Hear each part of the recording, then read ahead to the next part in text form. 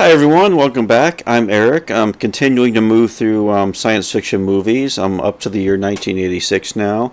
And today I'm going to talk about Maximum Overdrive, which you can kind of see the DVD cover there. I don't own this on physical media, but this film is available on Tubi and many other streamers, so it's pretty easy to watch if you have access to streaming. But anyway, this film, it was written and directed by Stephen King. To this day, the only film directed by Stephen King. And it was an adaptation of his short story called Trucks, which I believe appeared in his Night Shift collection. So, there's one story. The production of this film I'll talk about a little bit. But first, I'm just going to briefly talk about the movie. So, it was filmed in North Carolina. It was produced by Dino De Laurentiis, who had studios around Wilmington, North Carolina at this time. I believe the David Lynch film Blue Velvet was filmed simultaneously with this film. So there you go, to another very iconic movie made alongside of it.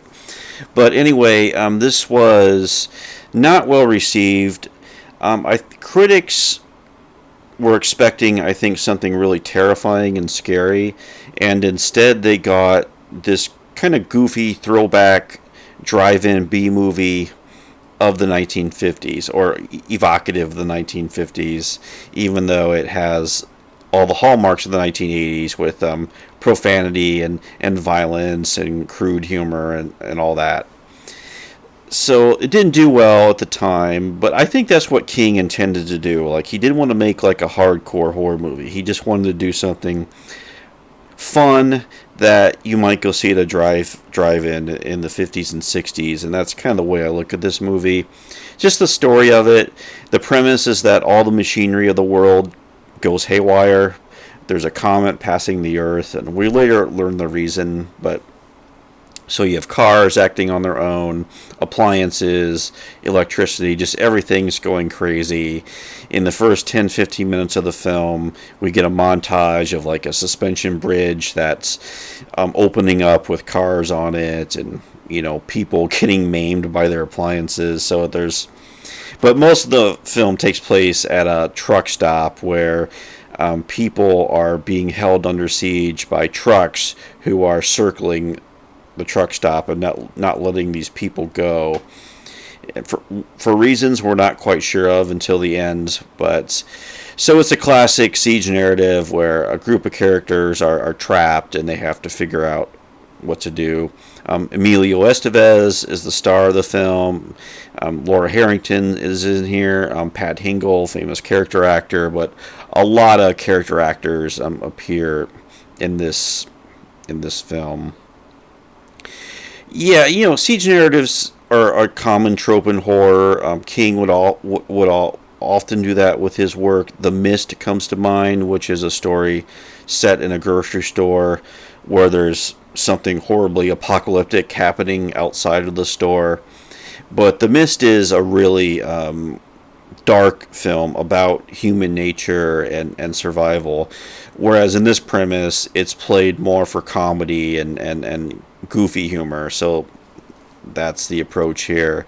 And King, especially in his books at the time, when I think of King in his short stories and novels, he would always include like these goofball characters, like minor characters, like people who are just kind of sloppy and have limited language skills, and just kind of these like annoying people he would put into his books. And that's kind of a lot of the characters we get in this film, were just everyday people who are trapped into this situation, and with a lot of humor thrown into it. So that's the movie for the most part. And like I said, there's parts of it I like. It's a fun movie to throw on like on a Saturday afternoon. If you have nothing to do, if you're in the mood for something 1980s, I think Maximum Overdrive will do it for you. Some of the humor's funny. It reminds me a lot of Tremors. It has kind of the same energy as Tremors. I think Tremors is a much better movie, but it kind of has that style to it. So So it's worth watching, I think, on that level. There's also the AC/DC music, who did the soundtrack. Who Made Who is the big song in this film, and but I think that music really does create the right atmosphere, that mid '80s atmosphere that this movie is evocative of. So the music's really good. Yeah. So the production of this film. Now, I should mention there is a film script out there that you can find on the internet. It's called Maximum King, which is about the making of Maximum Overdrive. And the making of this movie is probably would make a better movie than the actual movie, because at this time in the mid '80s, King was struggling with addiction. He was writing so much, putting out so much during this time. Like I said, he's been open about his drug and alcohol issues he was dealing with. And that script, Maximum King, gets into all that, and just how chaotic this production was.